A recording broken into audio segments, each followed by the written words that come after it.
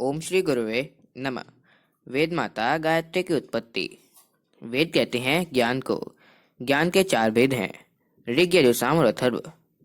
कल्याण, प्रभु प्राप्ति, ईश्वरीय दर्शन, दिव्यत्व, आत्म शांति, ब्रह्म निर्वाण, धर्म भावना, कर्तव्य पालन, प्रेम, तप, दया, उपकार, उदारता, सेवा आदि ऋग्वेद के अंतर्गत आते हैं। पराक्रम, पुरुषार्थ, साहस, वीरता, रक्षा, आक्रमण, नेतृत्व, यश, विजय, पद, प्रतिष्ठा, यह सब यजुर्वेद के अंतर्गत आते हैं।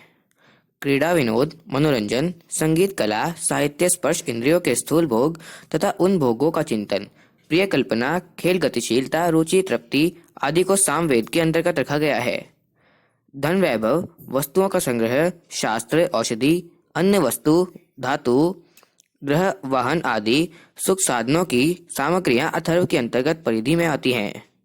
किसी भी जीवित प्राणधारी को लीजिए, उसकी सूक्ष्म और स्थूल, बाहरी और भीतरी क्रियाओं और कल्पनाओं का गंभीर एवं वैज्ञानिक विश्लेषण कीजिए। प्रतीत होगा कि इन्हीं चार क्षेत्रों के अंतर्गत उसकी समस्त चेतना परिभ्रमण कर रही है। ऋग कल्याण, यजुर पौरुष, साम क्रीड़ा, अथर्व अर्थ। इन चार दिशाओं के अतिरिक्त प्राणियों की ज्ञान धारा और किसी और प्रभावित नहीं होती। ऋग को धर्म, यजु को मोक्ष, साम को काम, अथर्व को अर्थ भी कहा जाता है। यही चार ब्रह्मा जी के मुख हैं। ब्रह्मा को चतुर्मुख इसलिए कहा गया है कि वे एक मुख होते हुए भी चार प्रकार की ज्ञान धारा निष्क्रमण करते हैं। वेद शब्द का अर्थ है ज्ञान। इस प्रकार वह एक है, परंतु एक होते हुए भी वह प्राणियों के अंतःकरण में चार प्रकार का दिखाई देता है। इसलिए एक वेद को सुविधा के लिए चार भागों में विभक्त कर दिया गया है। भगवान विष्णु की चार भुजाएं भी यही हैं। इन चार विभागों को स्वेच्छापूर्वक विभक्त करने के लिए चार आश्रम और चार वर्णों की व्यवस्था की गई। बालक क्रीड़ावस्था में, तरुण अर्थावस्था में, वानप्रस्थ पौरुषावस्था में और सन्यासी कल्याणावस्था में रहता है। ब्राह्मण ऋग है, क्षत्रिय यजु है, वैश्य अथर्व है, साम शूद्र है।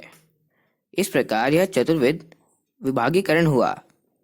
यह चारों प्रकार के ज्ञान उस चैतन्य शक्ति के ही स्फुरण है जो सृष्टि के आरंभ में ब्रह्मा जी ने उत्पन्न की थी और जिसे शास्त्रकारों ने गायत्री नाम से संबोधित किया है। इस प्रकार चारों वेदों की माता गायत्री हुई। इसी से उसे वेद माता भी कहा जाता है। इस प्रकार जल तत्व को बर्फ, भाप, बादल, ओस, कोहरा आदि, वायु, हाइड्रोजन, ऑक्सीजन तथा पतले पानी के चार रूपों में देखा जाता है।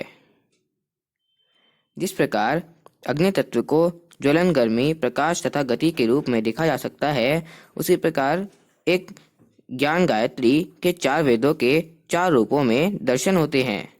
गायत्री माता है तो चार वेद इसके पुत्र हैं। यह तो हुआ सूक्ष्म गायत्री का, सूक्ष्म वेद माता का स्वरूप। अब उसके स्थूल रूप का विचार करेंगे। ब्रह्मा ने चार वेदों की रचना से पूर्व 24 अक्षर वाले गायत्री मंत्र की रचना की। इस एक मंत्र के एक एक अक्षर में सूक्ष्म तत्व समाहित है। इनके पल्लवित होने पर चार वेदों की शाखा प्रकाशाएं उद्भूत हुई हैं।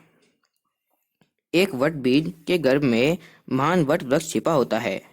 जब वह अंकुर रूप में उठता है, वृक्ष के रूप में बड़ा होता है, तो उसमें असंख्य शाखाएं, टहनियां, पत्ते, फूल, फल लग जाते हैं।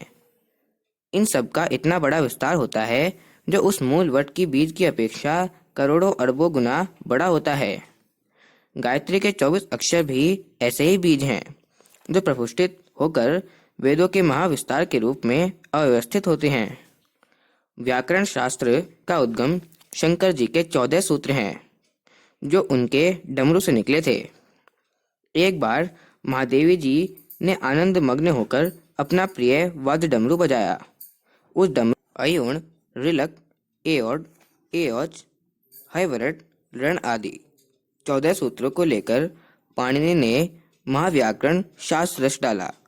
उस रचना के पश्चात उसकी व्याख्याएं होते होते आज इतना बड़ा व्याकरण शास्त्र प्रस्तुत है जिसका एक भारी संग्रहालय बन सकता है। गायत्री मंत्र के 24 अक्षरों ने इसी प्रकार वैदिक साहित्य के अंग प्रत्यंगों का प्रादुर्भाव हुआ है। गायत्री सूत्र है तो वैदिक ऋचाएं उनकी विस्तृत व्याख्या है। गायत्री महाविज्ञान प्रथम भाग प्रश्न 2। ओम शांति।